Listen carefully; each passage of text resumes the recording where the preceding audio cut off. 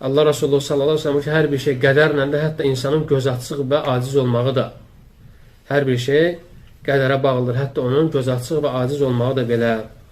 Deməli, bu kainatda mövcud olan hər bir şey Allahın elmindən xaric deyil, Allahın istəyindən xaric deyil və hamısı da bunlar qədərə bağlıdır. Həmçinin də biz qeyd elədik ki, acizlik, gözaçıqlıq qədərdəndir və insan həmçinin acizlikdən, tənbəllikdən Allaha sığınmalıdır.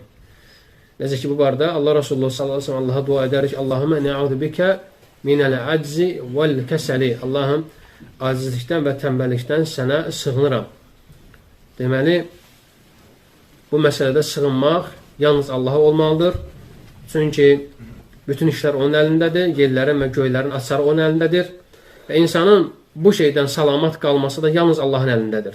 Və insan Allahdan istəməli ki, Allah onu acizlikdən və həmçində tənbəllikdən uzaq etsin və onu bu şeylərdən salamat eləsin. Deməli, bunlar hamısı Allahın əlindədir. İnsan istəyəndə bunları tək bir Allahdan istəməlidir və bilməlidir ki, Allahın istədiyi şey baş verməlidir. Allah bir şey istəmirsə, o şey ola da bilməz.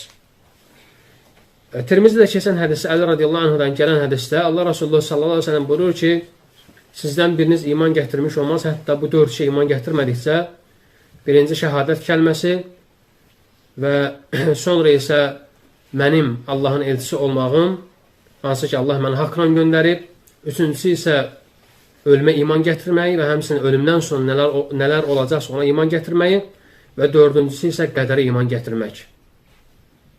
Deməli, bunlar hamısı imandan sayılır, imanın kamilliyindəndir.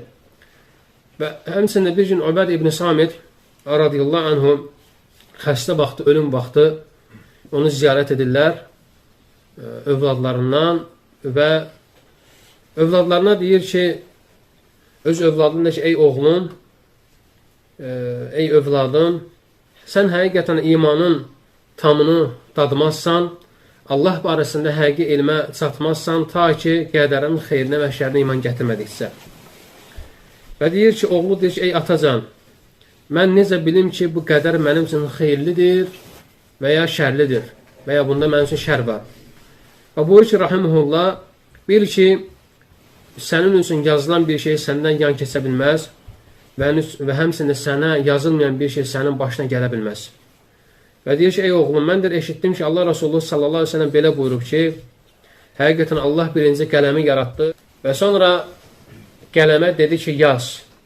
Və qələm ta o gündən qiyamət saatına qədər hər bir şey yazdı, hər bir şey qeydə aldı.